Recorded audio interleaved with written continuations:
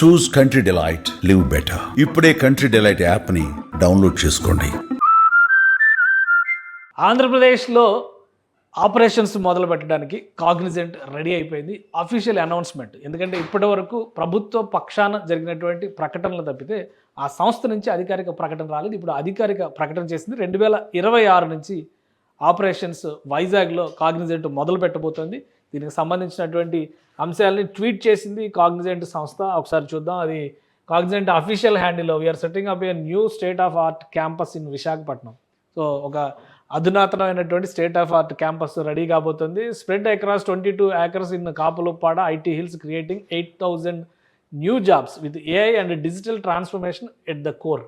So ఇది ముఖ్యమైనటువంటి అంశం కింద మనం చూడాలి. పదే పదే ఏఐ గురించి, డిజిటల్ ట్రాన్స్ఫర్మేషన్ అంటే డేటా సైన్స్ గురించి పదే పదే ఏపీ ప్రభుత్వం చెబుతూ ఉంది. కాబట్టి so operations to begin early in 2026, completion of the campus first phase by early 29. అంటే ఇది చూడగానే చాలామంది అనుకుంటారు 2029 వరకు అక్కడ ఏమీ ఉండదు, ఉత్తిగా వైకుంఠం చూపిస్తారు అరచేతిలో అని చెప్పని అందరూ కూడా భావిస్తారు. కానీ నిజానికి ఏంటంటే ఈ ట్వీట్ సారాంశాన్ని చాలా క్లియర్గా ఇక్కడ ఏమని మెన్షన్ చేశారంటే, దీనికి కొనసాగింపుగా మనం లింక్డ్ఇన్లో చేసినటువంటి పోస్ట్ని చూడాల్సి ఉంటుంది. కాగ్నిజెంట్ అఫీషియల్ హ్యాండిల్ ఇది కూడా. A new chapter begins in Andhra Pradesh, we're building a new state of art campus in Visakhapatnam, spread across 22 acres of Kapuluppada IT hills, creating 8,000 new jobs and unlocking new possibilities in AI and digital transformation. So జనరల్గా ఏంటంటే ఎక్స్లో limitation ఉంటుంది కాబట్టి తక్కువ matter అక్కడ post చేశారు, ఇక్కడ ఎక్కువ మ్యాటర్ పోస్ట్ చేశారు. With strong support from government of Andhra Pradesh, this expansion reflects our commitment to empower 2-tier city talent, drive inclusive innovation, build the digital workforce of tomorrow. రేపటి కోసం డిజిటల్ వర్క్ ఫోర్స్ని develop చేసేటువంటి ప్రక్రియగా దీన్ని అభివర్ణిస్తుంది. Operation will commence by early 2026 from a temporary facility. So ఇది ముఖ్యమైన అంశం. ఒక తాత్కాలికమైనటువంటి భవనాన్ని తీసుకోవడం ద్వారా ఇక్కడ యాక్టివిటీస్ 2026 ఆర్థిక సంవత్సరంలో లేదా 2026 జనవరి నుంచి మొదలయ్యేటువంటి అవకాశం. ఒక 6 నెలలు దీనికి ఒక ప్రణాళిక. ఎందుకంటే ఒకేసారి తీసుకోవాలంటే కూడా రిక్రూట్మెంట్ చేయాలన్నా దానికి ఒక ప్రొసీజరు, ప్రాసెస్, సిస్టమేటిక్ అప్రోచ్, అక్కడ సిస్టమ్స్ డెవలప్మెంట్ చేయాల్సినటువంటి అవసరము, బేసిక్ ఇన్ఫ్రాస్ట్రక్చర్ని అభివృద్ధి చేసుకోవాల్సినటువంటి బాధ్యత ఇవన్నీ కూడా ఆ సంస్థ మీద ఉంటాయి. కాబట్టి ఈ 6 నెలల సమయాన్ని దానికి కేటాయించే అవకాశం కనిపిస్తుంది. అలానే facility with a seating capacity for 800 associates అంటే 800 ఉద్యోగాలు ఫస్ట్ ఫేజ్లో రాబోతున్నాయి. 2026లో విశాఖపట్నంలో 800 ఉద్యోగాలని కాగ్నిజెంట్ సంస్థ కల్పించబోతోంది.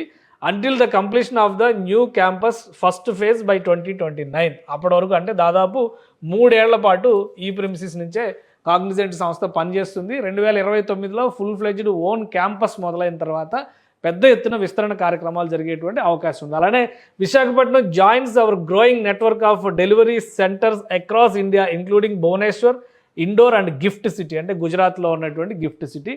అదే తరహాలో విశాఖపట్నం కూడా ఆ రోల్స్లో ఇది జాయిన్ అవ్వబోతుంది. Together we are shaping a smarter, more inclusive digital future అని చెప్పని ఇది లింక్డ్ఇన్లో చేసినటువంటి పోస్ట్. ఇది కాగ్నిజెంట్ సంస్థ చేసినటువంటి పోస్ట్. వెంటనే దీనికి రియాక్షన్స్ కూడా వచ్చినాయి. ఎందుకంటే కాగ్నిజెంట్ అనేది దేశంలోనే అతిపెద్ద సంస్థల్లో ఒకటి.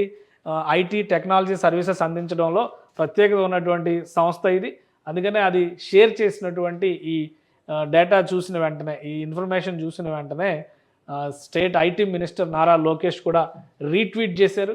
థ్యాంక్ యూ ఐఎమ్ రవికుమార్స్. అంటే వీళ్ళందరినీ కూడా ఆయన గతంలో ఇది ఒకసారి హిస్టరీ కూడా మనం చూడాలి. ఇది ఒక్క రోజులో అయినటువంటి నిర్ణయం కాదు. World Economic Forum last Davos సమ్మిట్లో జరిగినప్పుడే అక్కడ మీటింగ్ జరిగింది. వాళ్ళందరితో CEO ఆఫ్ టెక్నాలజీ జైంట్ కాగ్నిజెంట్తో అప్పుడు CEOతో భేటీ అయ్యారు లోకేష్ గారు. సో ఆ చర్చల ఫలితంగా ఇది ఒక్కొక్క దశ ముందుకు దాటి ప్రభుత్వానికి సంబంధించినటువంటి ప్రణాళికలు, ప్రొసీజర్స్ కంప్లీట్ చేసుకున్న తర్వాత ఫైనల్గా ఇది నిన్నగాక మొన్న జరిగినటువంటి క్యాబినెట్ మీటింగ్లో 22 ఎకరాల పైసలకు భూమిని 99 పైసలకే లీజుకి ఇవ్వాలని చెప్పని ఏపీ క్యాబినెట్ డిసైడ్ చేసింది. ఇండస్ట్రీస్ రావాలంటే ఈ నిర్ణయం తప్పనిసరి అని విమర్శలు వచ్చినా కానీ మేము ఇలానే ముందుకెళ్తామని తేల్చి చెప్పింది. సో ఫలితంగానే 1,583 కోట్ల రూపాయల ఇన్వెస్ట్మెంట్తో కాగ్నిజెంట్ సంస్థ ఇక్కడ అధునాతనమైనటువంటి టైర్ 2 సిటీస్కి సంబంధించిన ఐటీ వ్యవస్థని ఏర్పాటు చేయబోతుంది. ఇది బ్యాక్డ్రాప్.